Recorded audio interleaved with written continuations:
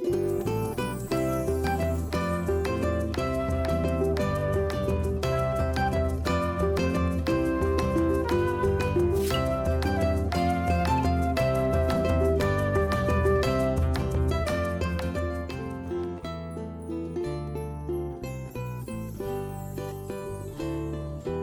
el ¿Sabías qué? De hoy vamos a hablar de las tradiciones festivas asociadas al Corpus Christi. Evidentemente nosotros sabemos mucho de las alfombras que nos van a contar, ¿verdad? Es algo que en la Orotava está muy arraigado y que tiene una fama más que sobrada. Nosotros no vamos a hablar de las alfombras, vamos a irnos un poquito más atrás y vamos a conocer otras tradiciones que a lo mejor pues ya no están en uso en nuestro municipio. Uno de esos primeros datos de los que vamos a hablar es de los altares efímeros. Gracias al investigador Lorenzo Santana, que escribió un interesante artículo, podemos saber que en la Orotava existió la tradición de levantar altares efímeros para el paso del Corpus. Estos altares seguramente se harían en los exteriores de las casas y serían altares de descanso para el paso del Santísimo. Esto se encontró, don Lorenzo Santana lo encuentra en un protocolo notarial de 1624. El que se encontró pues nada más y nada menos que un dibujo de uno de esos altares efímeros. Es decir, una de las mejores pruebas, porque una imagen vale más que 1000 palabras. En ese dibujo se ve precisamente un arco con ramajes, con flores, y en la zona central el emblema IHS, Jesus Hominum Salvator, Jesús el Salvador de los hombres, que es emblema del Santísimo Sacramento y de Jesucristo, y en la parte inferior Santana nos comenta que hay una especie de rectángulo de blanco que puede que sea ese cojín, esa zona donde expresamente se colocaría la custodia real para el descanso en la procesión. Esto por un lado, que lo tenemos como un dato visual, que nos permite ver un dibujo de cómo serían esos altares. Pero además, un par de años más tarde, también en el siglo XVII, se encuentra un dato donde el vicario general de los dominicos, don Domingo Herrera, le cede a Baltasar Escudero una imagen de Santo Tomás de Aquino para que la coloque para decorar el altar efímero que estaba preparando por fuera de su casa para el paso del Santísimo. Es decir, tenemos ya dos referencias donde se especifica que en efecto en la Orotava se hacía esta clase de altares. Es una tradición que no ha llegado hasta nosotros, pero es bueno saber que esto también se hacía en el municipio. Seguramente es algo que iría cayendo en desuso, y como más tarde empezaría la tradición de las alfombras, pues fue algo que quedó difuminado en la memoria o en el recuerdo de la sociedad de la Orotava. Otra de las tradiciones que no han llegado hasta nosotros, al menos en la Orotava, es una de esas cuestiones festivas que más suelen llamar la atención, porque a nuestros ojos y a nuestra percepción parece que no pega, que no es normal que eso se haga. Me refiero a las danzas de mascarones, las tarascas, los cabezudos o papahuevos, que también solían salir en las procesiones de Corpus.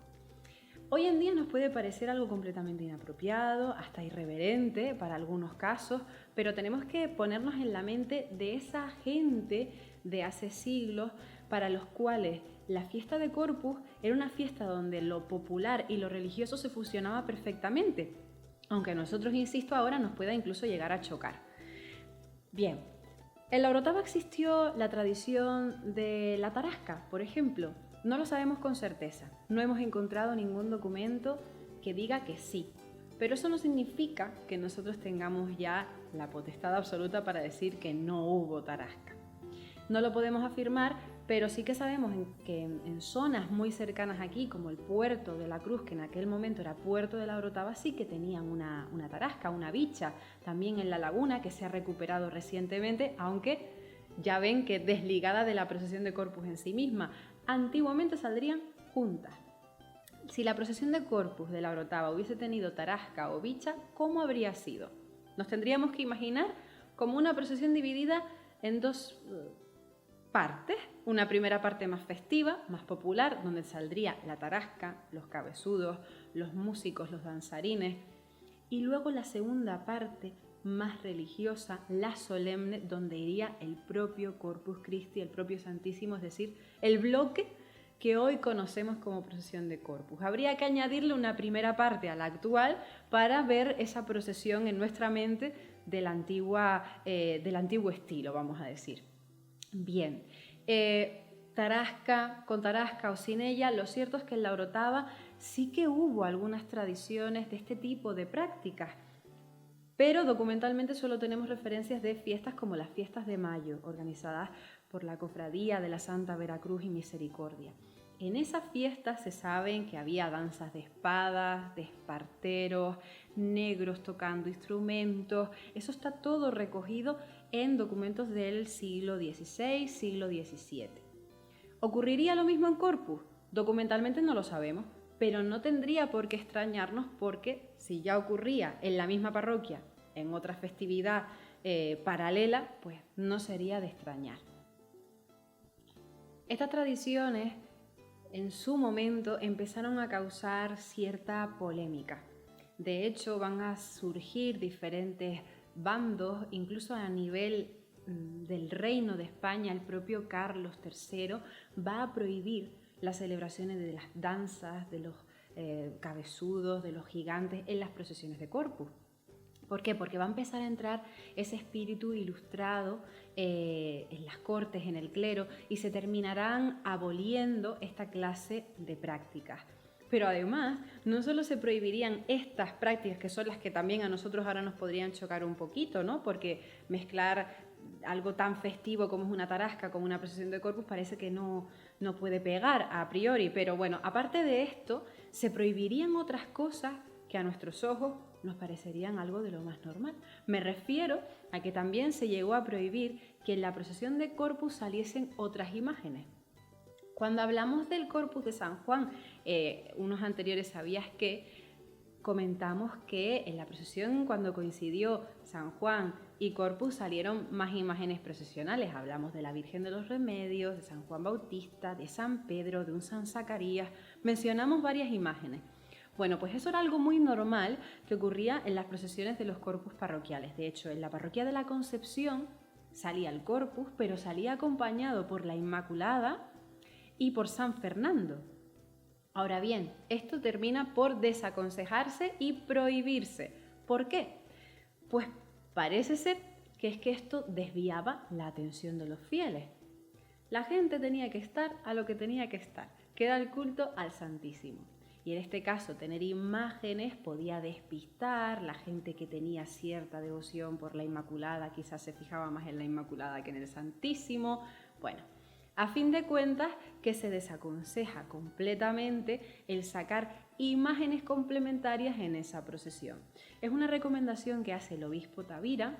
La parroquia de la Concepción fue una de las primeras en abolir esa práctica y de hecho fueron hasta felicitados a nivel de diócesis por haber sido tan rápidos en aplicar esos cambios que ya el obispo había recomendado.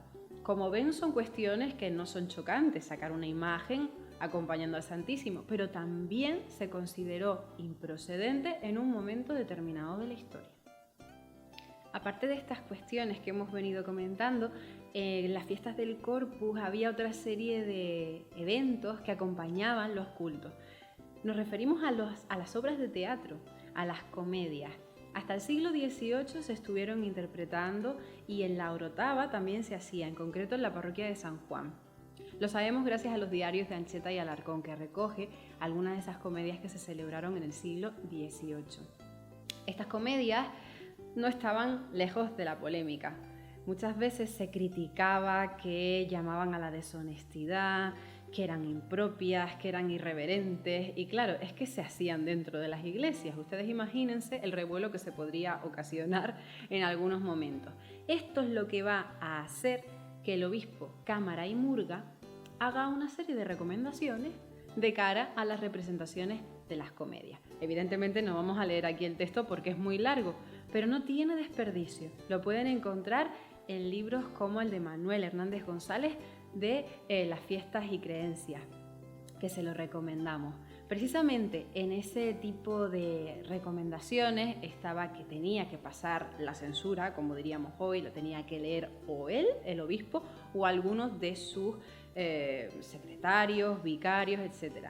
Que no tuviesen nada en contra de la fe, que no fuesen en contra de las costumbres honestas y, por supuesto, que no se hagan dentro de la iglesia y que no se hagan a cualquier hora. Por la mañana no se podían hacer porque a esa hora la gente tenía que estar en misa y después en la procesión. Y por la tarde tampoco muy tarde porque luego se hacía de noche y todos sabemos lo que pasa con la noche, que es un poco peligrosa y que incita a costumbres que, bueno, ustedes imagínense en el siglo XVIII, de todo menos propias. Bueno, pues esa clase de recomendaciones son las que se fueron imponiendo poco a poco hasta que finalmente las comedias desaparecen. Precisamente por tantas y tantas pegas, tantos controles, de ser comedias pasarían a ser representaciones de vidas de santos. Precisamente una de las que tenemos constancia, de las que se celebró en la parroquia de San Juan, fue la vida de San Onofre.